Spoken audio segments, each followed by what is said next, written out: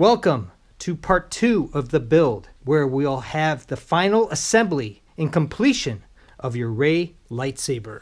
One of the most challenging pieces is how do you give the weight and the heft, how do you incorporate the flashlight as the light source for your lightsaber, and do I put a sound card in there? So I came up with a very simple solution. Here is one of those really cheap lightsaber blades. Go to any kind of big box store or dollar store, you're going to see these. They're plasticky.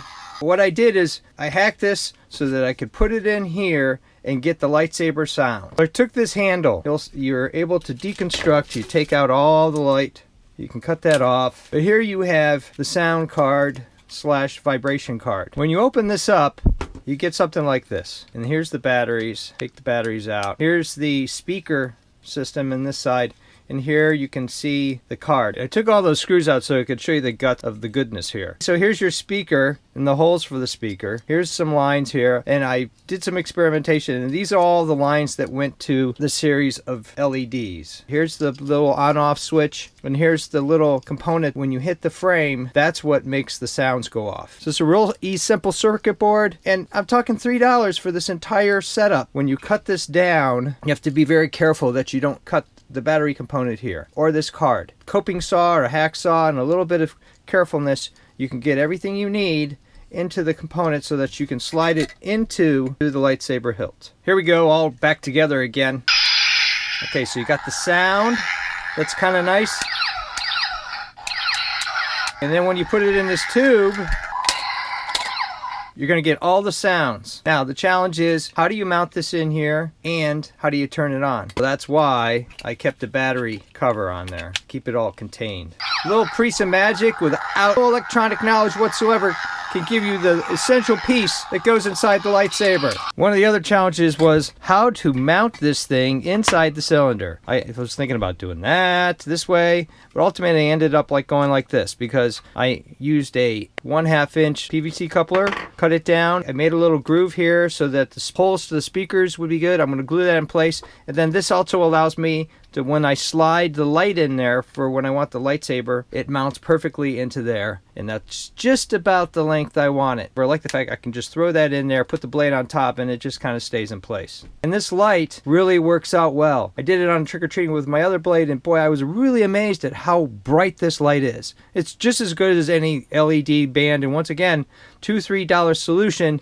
to give you a lit lightsaber. So now you have the lit lightsaber, and you have the sounds and all the vibration that goes with it. And this component here, $6. I challenge you to find something where you can get all the elements of a lightsaber for $6 to work as well as this. And if you find it, please tell me, because I'd like to build some of those myself. The bottom of the hilt, I want to incorporate this D-ring component. This is just one of these snap-on hole things that I happened to get for 50 cents. And I took all the little clips off because it wouldn't fit in there well. It was just kind of off here a little bit. If you're not too caring about that, you could use that and it worked well. This is just a pill container thing that we happen to have around. Well, and then this is just a sleeve of PVC pipe, 1-inch PVC pipe. It's the Schedule 20. It's a little thinner. And then that's all going to slide together, and then I'm going to glue that in place, and then that will protect the sensitive parts here and yet still allow me the magic of all this stuff fitting in the lightsaber. And I'm glad I can share it with you because simple solution to a very difficult problem. For the D-clip, this is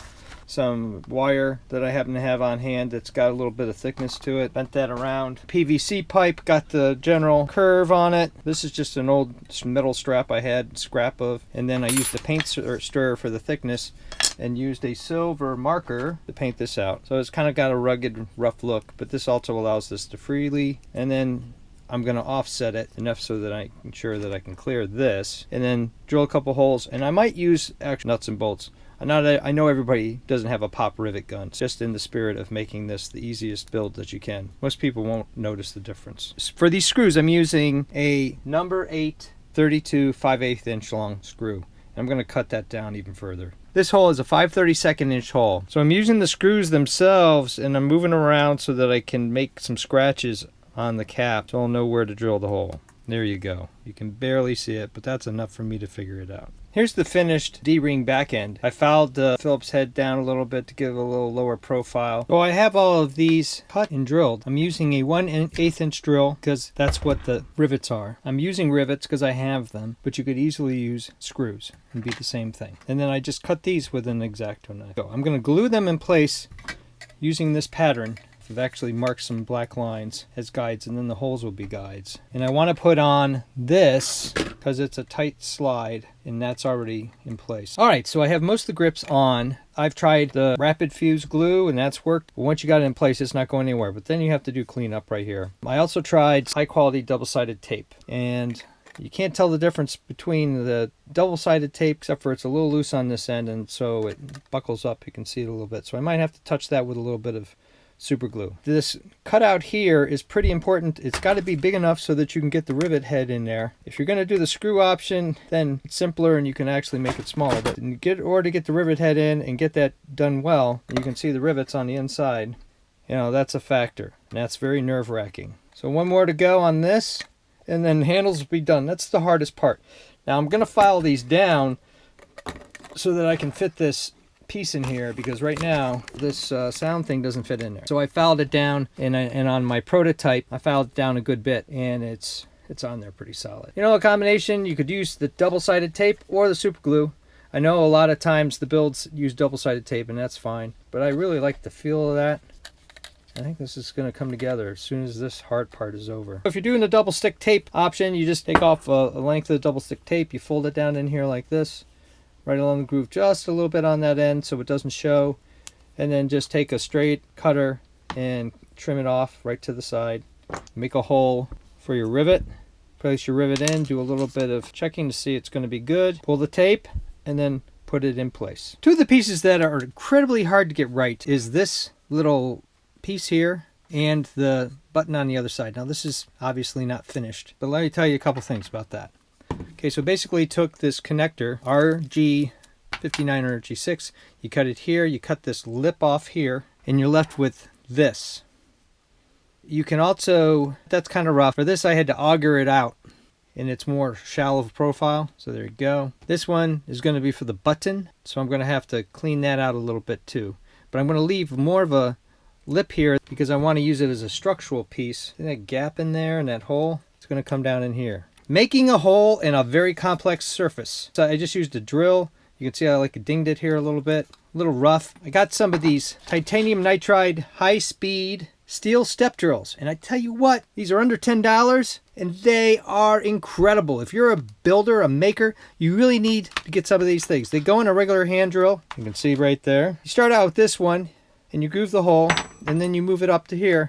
You know, obviously you want to measure this out a little bit, but it goes down there like this. You got that nice piece. There's really no way you're going to get a nice hole like that through that material without using a steel step drill. These things are great as you go down, kind of make some motion that you're to the next level. I've never used one of these things before, but I tell you what, it worked fantastically, and it really helped make those great holes right there. From the research, I was able to determine the D-ring is aligned with the top of the lightsaber and the red button. This is my internal piece. I'm going to have a button that's concealed over to the side so that I can push it on, but it will look like I'm pushing this one or this one. So it's kind of concealed, and then I need a screw that I'm going to put in here to kind of tighten this all down so it doesn't fall out.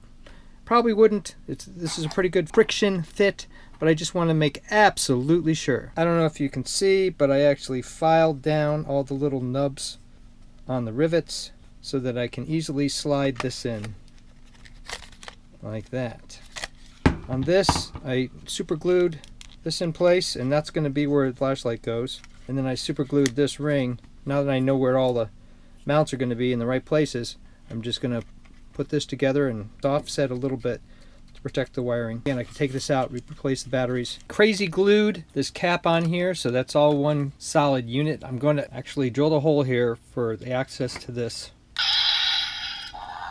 when it's embedded in here. Before I painted the black on here, I put some painter's tape to make sure that the hole didn't go through, and then that's what I'm going to use to keep these little nubs flush. And then I just peel off painter's tape. I've done that side, and that just allows for its smooth transition. All right, progress continues. Got both sides done. This is done.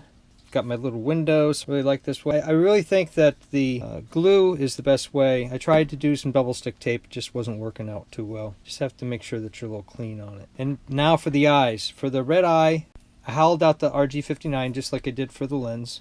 Left a little bit more of extender, but I had to put the button in, glued it to there, and then I'm just going to cut it off and then place it in this here and make sure that it's flush on the inside. Final part of the build is to put on the metal flash in the top pieces. Now I could have gotten a lot more complicated with this, and actually I thought about how I might be able to hide the bolts, but you know what? It just makes it that much harder, and this is pretty close. As I was going through the footage of the build, for some reason I lost the description of how I built this piece here. So I wanted to go through that just really quick. It's a toggle bolt. You can see the dimensions right here. You take it out, you deconstruct it. This one actually has the numbers on it. You could go with the one that didn't have the numbers on it. So you take out the spring, you keep this piece here, and that's what you're going to run a screw through. I had to actually drill through the Legos. You can see the hole on the other side. Pre-drilled the hole and then just screwed it in place. And then you have this nice little piece that looks a lot like this piece. And there it goes. This is the finished hilt. Is it much better than what you can buy in the store? Sure. And for 5% of the price that you can get a stock made one, I think it looks pretty good. Now, to make the blade. Thumbs up and comments always appreciated. Blade coming soon.